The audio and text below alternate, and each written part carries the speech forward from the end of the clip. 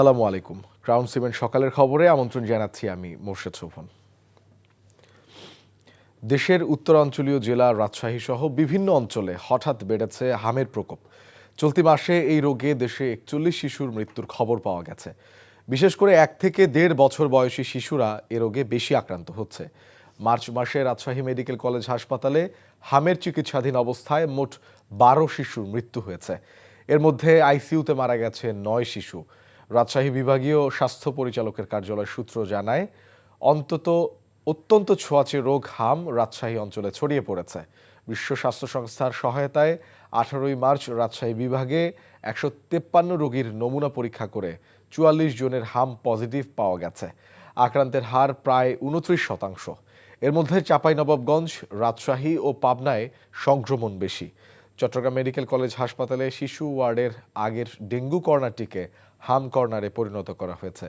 সেখানে ভর্তি হাম আক্রান্ত 12 শিশুর মধ্যে 2 জনের বয়স 6 মাসের কম, বাকিদের বয়স 7 থেকে 15 মাসের কম। এ বিষয়ে আরও জানাতে রাজশাহী থেকে সরাসরি যুক্ত হচ্ছেন আমাদের স্পেশাল করেসপন্ডেন্ট সৌম্য সাজু। এই মুহূর্তে তিনি আছেন রাজশাহী মেডিকেল কলেজ হাসপাতালে। সাজু, রাজশাহীতে হঠাৎ হামে আক্রান্ত রোগীর সংখ্যা বাড়ছে কেন? টিকা কার্যক্রম কি কোনো কারণে বিঘ্নিত হচ্ছে কিনা? চিকিৎসক এবং রোগীর স্বজনরা আসলে কি বলছেন?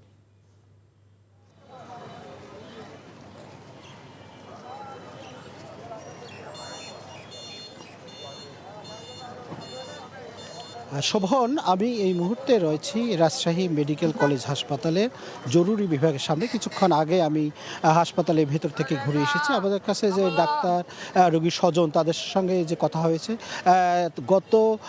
এখানে যারা আক্রান্ত শিশু রয়েছে তাদের বয়স বেশিরভাগ 6 থেকে 8 মাস, এবং এইসব শিশুকে কিন্তু এ পর্যন্ত হামের কোনো টিকা দেওয়া হয়নি। আর আপনি যেটা জানতে চেয়েছিলেন, হামের টিকার এ পর্যন্ত কোনো ব্যবস্থা নেওয়া হয়নি, এবং হাসপাতাল কর্তৃপক্ষ আমাদেরকে যেটা জানিয়েছে, হামের টিকা সংগ্রহের ব্যবস্থা চলছে।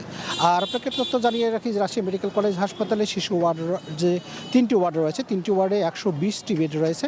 তার মধ্যে এখন পর্যন্ত শিশু এখানে ভর্তি রয়েছে প্রায় 8 শতাধিক শিশু রয়েছে। তাদের মধ্যে শিশু ওয়ার্ডের যে বিভাগীয় প্রধান অধ্যাপক শাহিদ আক্তার, তিনি বলেছেন যে তার মধ্যে 80 জনকে তারা সন্দেহজনক হিসেবে এখানে ভর্তি করেছেন, যারা হামে আক্রান্ত হতে পারে।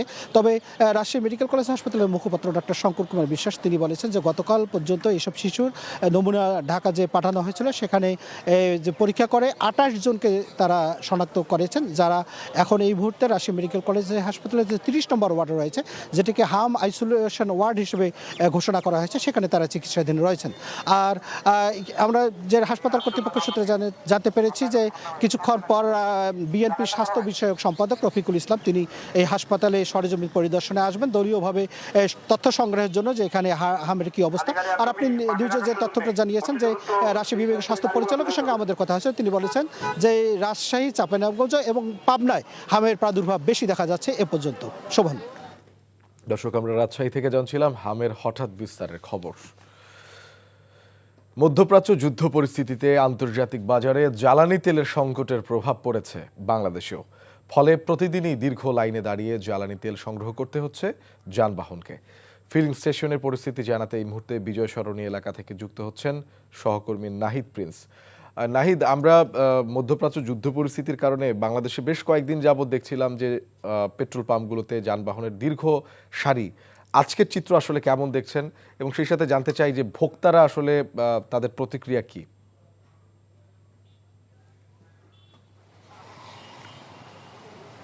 শোভন, বিজয় সরণির যে লাইনটি রয়েছে, বিজয় সরণি থেকে যে এই জাহাঙ্গীর গেটের যে সড়কটি রয়েছে, পুরো সড়ক জুড়েই সেই মোটর চালকদের দীর্ঘ সারি রয়েছে। তারা বলছেন যে বেশ কয়েকটি পাম্প ঘুরে এই বিজয় সরণি পাম্পে এসে তারা ঠেকেছেন, কারণ যারা রাইড শেয়ারিং করেন সেসব চালকরা কিন্তু হতাশায় ভুগছেন, কারণ বেশ কিছুদিন ধরেই এই তেল নিয়ে যে টানাপড়ন চলছে, যে 1 ঘন্টা লাইনে দাঁড়িয়েও তারা তেল পাচ্ছে না। তো বিজয় সরণি পাম্পটিতে তেল রয়েছে, তারা বলছিলেন যে 41,000 লিটার তারা অকটেন সংগ্রহ করছেন, এই পাম্পে মূলত আরও বেশি সংগ্রহ হয়। সেখানে তারা সংগ্রহ করেন 63,000-এর বেশি অকটেন তারা সংগ্রহ করে থাকেন।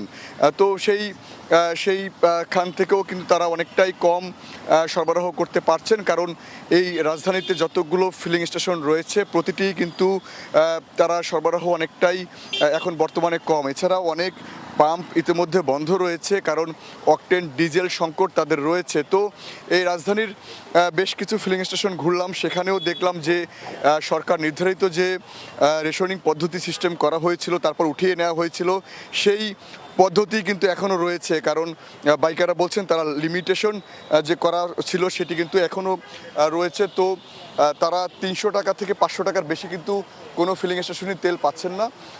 সেই হতাশায় কিন্তু তারা ভুগছেন এবং দুর্ভোগ তাদের পোহাতে হচ্ছে। তো এই ছিল আমার কাছে রাজধানীর বিজয় সরণি পেট্রোল পাম্প থেকে সবশেষ। দর্শক, রাজধানীর বিজয় সরণি থেকে ফিলিং স্টেশনের খবর জানাচ্ছিলেন সহকর্মী নাহিদ প্রিন্স। প্রথমবারের মতো বেতন কাঠামোর আওতায় আসছেন জাতীয় ক্রীড়াবিদরা। আজই খেলোয়াড়দের ক্রীড়া কার্ড প্রদান কার্যক্রম উদ্বোধন করবেন প্রধানমন্ত্রী তারেক রহমান। যারা জাতীয় ক্রীড়াবিদ হিসাবে প্রতিষ্ঠিত হয়েছেন, দীর্ঘদিন ধরে বাংলাদেশকে জাতীয় পর্যায়ে প্রতিনিধিত্ব করছেন, এই কার্যক্রমের আওতায় তাদের বেতন কাঠামোর আওতায় আনা হচ্ছে। তাদের সম্মানিত করতে দেয়া হবে ক্রীড়া কার্ড। এপ্রিল থেকে 129 জন খেলোয়াড় পাবেন ক্রীড়া ভাতা। পরবর্তীতে আরও ক্রীড়াবিদ যুক্ত হবেন এই তালিকায়। ক্রিকেটাররা বিভিন্ন ক্যাটাগরিতে বেতন পেয়ে থাকেন। নারী ফুটবলাররাও বেতন কাঠামোর মধ্যে আছেন। তবে সরকারিভাবে এবারই প্রথম ক্রিকেট ও ফুটবলের বাইরে অন্যান্য খেলার ক্রীড়াবিদরাও বেতন কাঠামোর মধ্যে আসছেন। এরই সাথে শেষ করছি সকালের খবর। এই খবরের ভিডিও সহ আপডেট জানতে ভিজিট করুন এনটিভি অনলাইন www.ntvbd.com। এছাড়াও এনটিভির জনপ্রিয় সব অনুষ্ঠান ও খবরের আপডেট জানতে ভিজিট করুন আমাদের ইউটিউব ও ভেরিফাইড ফেসবুক পেজ। 12টায় মধ্যাহ্নের খবর দেখার আমন্ত্রণ রইল। ধন্যবাদ সবাইকে।